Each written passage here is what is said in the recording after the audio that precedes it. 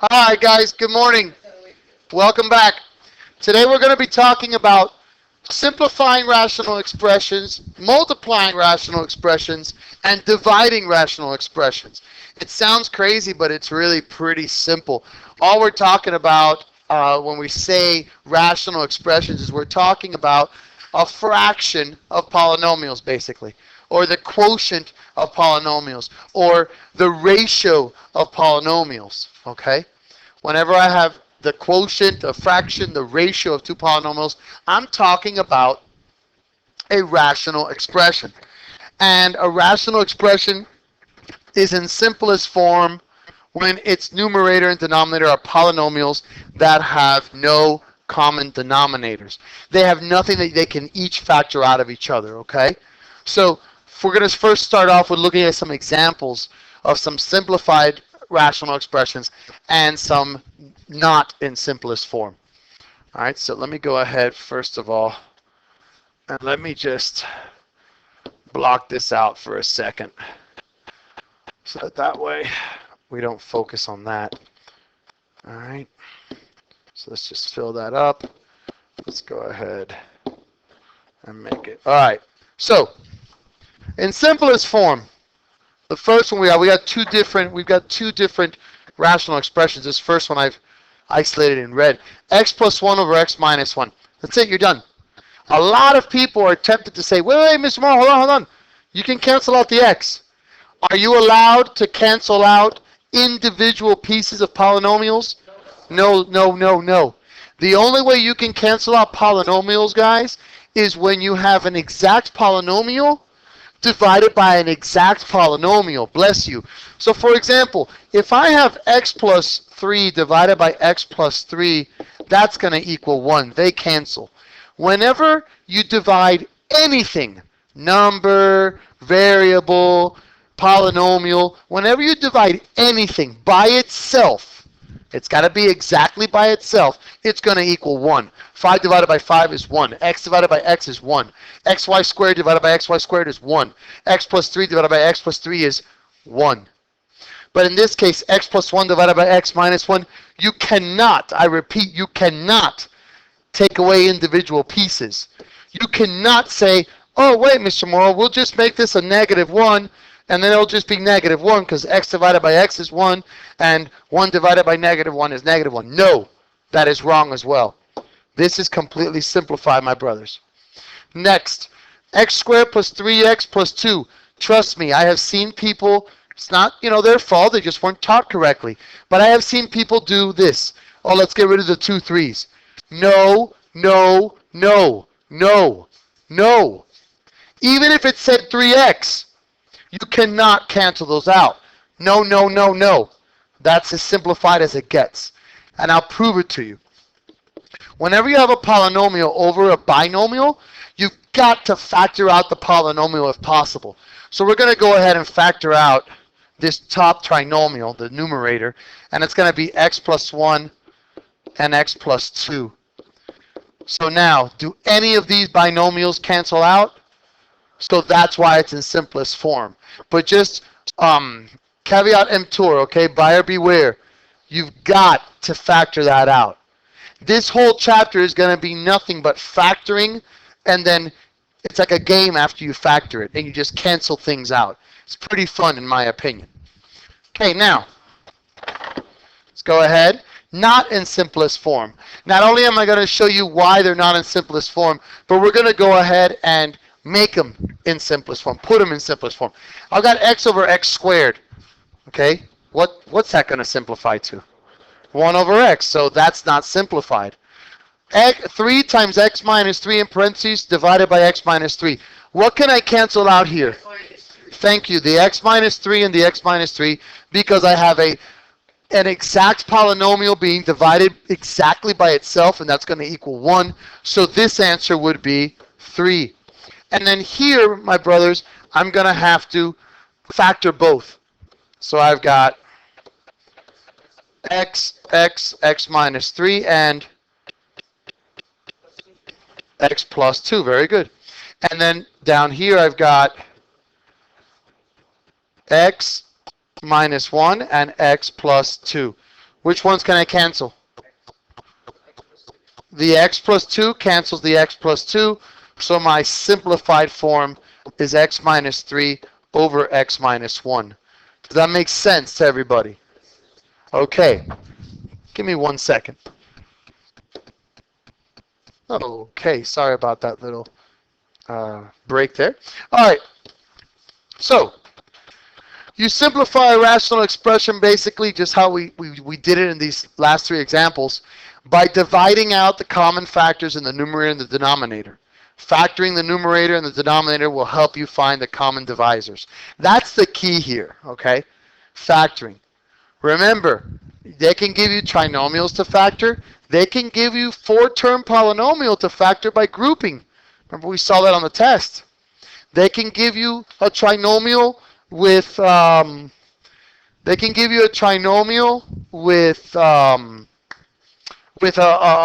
sorry guys, I'm babbling here.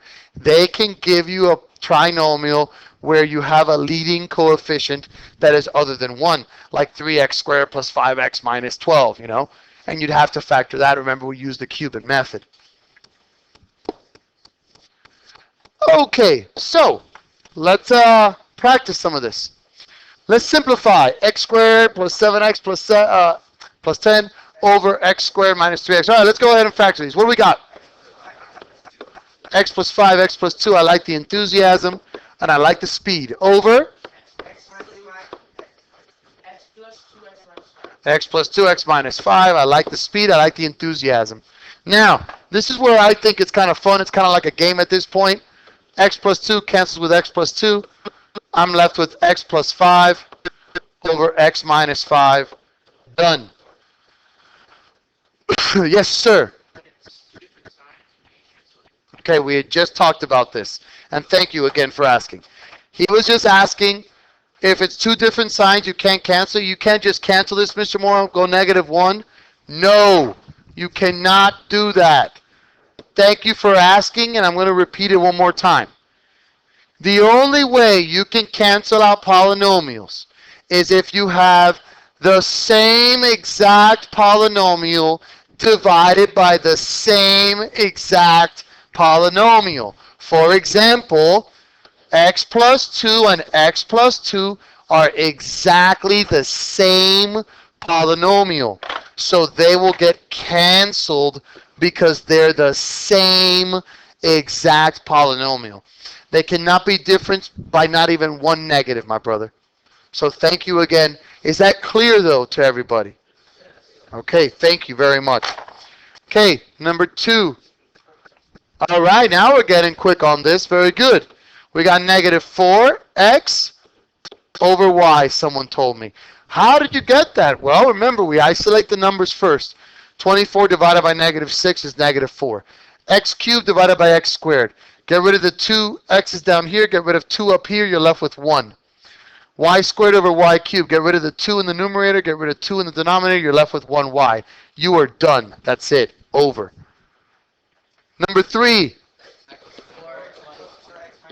X plus 4. X minus 2 is absolutely correct. Over. X minus 2 times x minus 3 is exactly correct. Which ones are the only binomials that are exactly 100% the same? So x minus 2 and x minus 2 cancel, and I've got x plus 4 over x minus 3. Does that make sense, gentlemen? Promise? All right. Let's do this. Okay, now we're going to start multiplying them, okay, guys?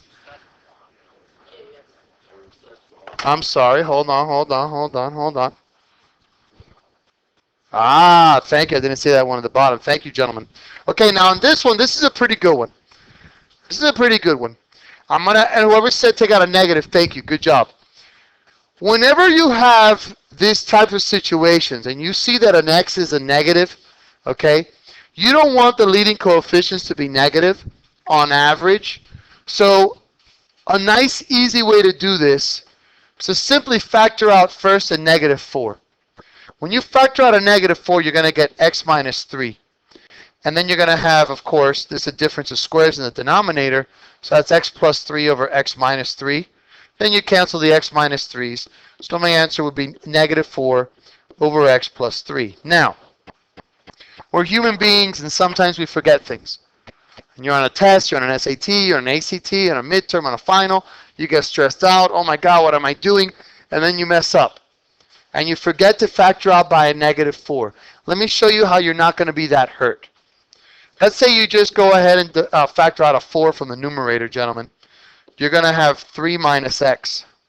Down here, you're going to have x plus minus 3 and x plus 3. At this point in the game, can I eliminate any of the binomials? So then at this point, you'd have to ask yourself, how do I get this negative x to become a positive x? And you factor out a negative 1 is exactly the answer. So when you have something like this, if you factor out a negative 1, you will change the signs of the interior. So if I factor out a negative 1 here, it's still going to give me that negative 4 now, x minus 3 over my x plus 3 times x minus 3. And now those cancel, and I still get my same answer of negative 4 over x plus 3. Does that make sense? Yes, sir.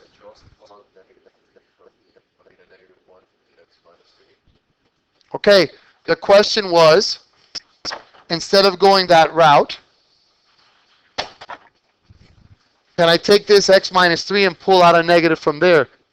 Yes. And then what you'd have is negative 4, 3 minus x over 3 minus x times x plus 3. In this case, the 3 minus x and the 3 minus x cancel. You're still going to be left with the same thing. Thank you. Great question, son. Does that make sense, this question? Yes. Okay.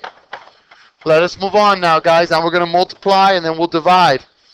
When we're multiplying and dividing, please remember you cannot eliminate individual pieces of polynomials. Now, if you see a trinomial divided by exactly the same trinomial, cancel them out. Yeah, boom, done. But other than that, guys, unfortunately, you're out of luck and you got to factor. So let's go ahead and factor these bad boys. What's my numerator? X plus 3, x minus 2 is completely correct over x minus 5. X plus 5, x minus 5. Great, great. X plus 3, x plus 1. That is the way you do this. That is the way you do this. Now it's fun. Bam, bam, bam, bam. I'm left with x minus 2 times x plus 5 over x plus 1. Some people then go ahead and start multiplying this out. That's wrong. If you multiply it out, you're complicating things again. The whole point here is to simplify everything, okay, guys? Simplify it all. Does that make sense, gentlemen? May I continue? Okay. First thing I'm going to do, what's my first polynomial there factored? 2x minus 4, very good. And the denominator? X minus 4, x plus 4. Beautiful, guys. Okay, next numerator? X plus 4 and x plus 1. Perfection. X plus 4 squared. Or you could just go x plus 4, that's fine. Either way. You with me, guys? Now it's the Mickey Mouse time. X minus 4, x minus 4, x plus 4, x plus 4. And that's it. So I've got 2x plus 1 times, divided by, now look, you could do it like this, or you could, professionally, it would be done like this, squared. Now notice, I'm not multiplying these out, am I? I'm just indicating to the reader, hey, reader, I've got 2 of these bad boys. But I'm not multiplying that out. So please don't get confused and be like, but Mr. Moore, you just said not to multiply them. I'm not. I'm not going x squared. I'm not going back to x squared plus 8x plus 16. I'm just representing it as x plus 4 squared.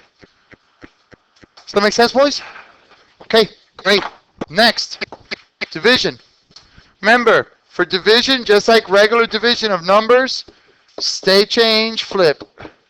Stay, first fraction stays the same. Change division to multiplication. Flip, second fraction flips. It works always. Whether it's 3/5 divided by 5/7 or 2 minus x over x squared plus 2x plus 1 divided by x squared plus 3x minus 10 divided by x squared minus 1. First thing I would do, me personally, I first do the state change flip. I always do that first so that I don't forget. I don't have to worry about it anymore later. I don't have to remember another step. I just do it, me personally. So I'm going to go, actually, look what I'm going to do. Remember we got a negative x here? What do we like to do when we have that negative x there?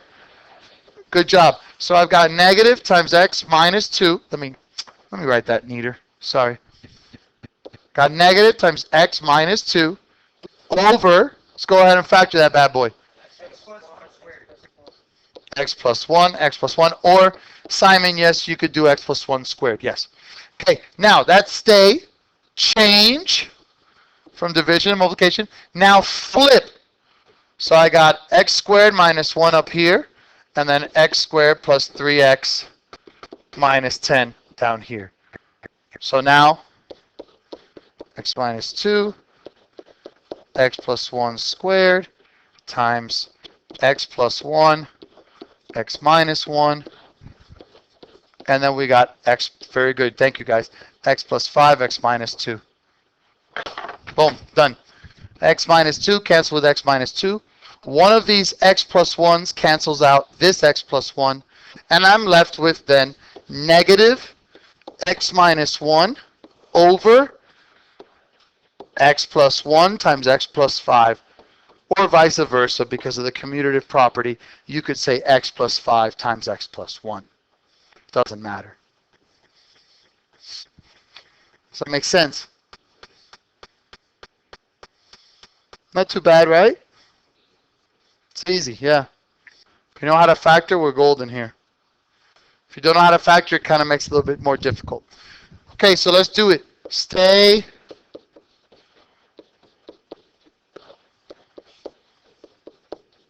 Change. Flip. Now that I've stayed, changed, flipped, now I can just do it like normal, okay, guys? Now it's Mickey Mouse. What's x squared plus 5x plus 4 factored out, my brothers? X plus 4 and x plus 1 is exactly correct. The denominator? X minus 4, x plus 3 is exactly correct. Next one, gentlemen, next numerator?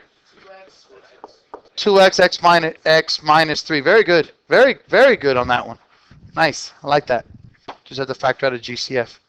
2x, x minus 3. And then this one down here, x plus 1, x minus 1. Okay. And as you can see on this one, not a lot of things are really going to cancel out here, guys. I'm so glad that you had asked that question earlier, though.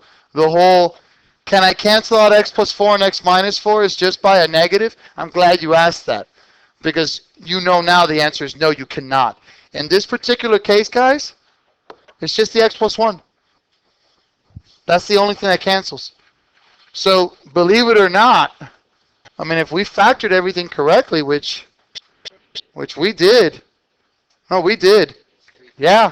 So you've got 2x times x minus 3 times x plus 4 divided by x minus 4. Okay, I'm sorry about that. And then the denominator would be x minus 4 times x plus 3 times x minus 1. Guys, please remember that you can change the order of this multiplication. This top part could be x minus 3 times 2x times x plus 4. I just wrote it this way because it looked better to me that way.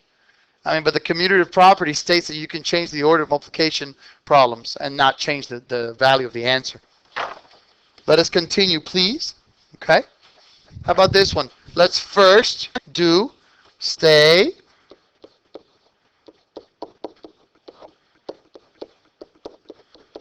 change, flip.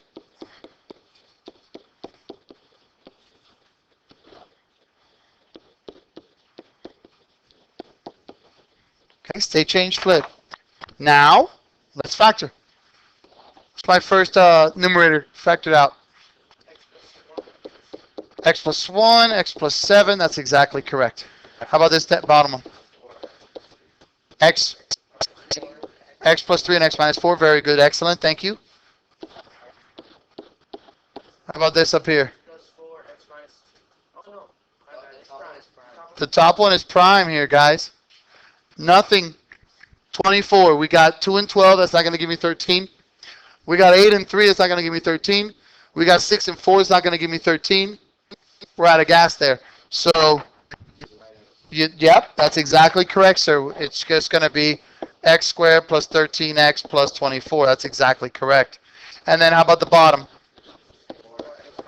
X plus 4 and x minus 2. That's exactly correct.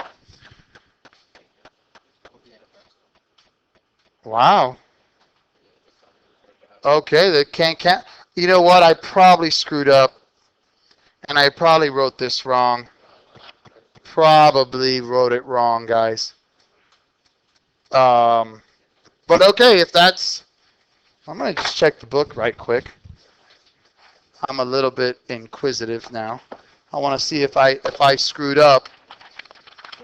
Hold on, guys. Settle down. We're gonna figure it out right now.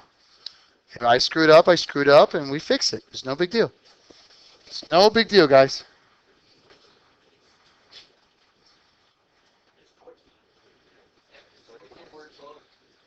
Yeah, no. That's exactly the way it was in the book. Yeah. This would be your answer. They did this on purpose just to show you sometimes you won't have anything to cross out.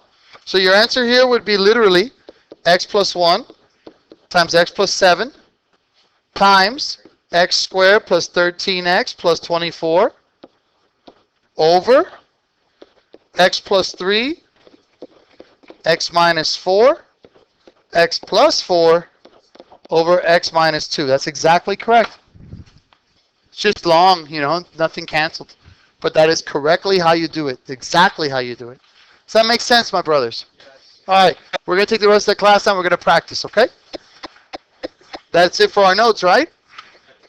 Yeah, that's it. We're done. All righty. Thank you, guys.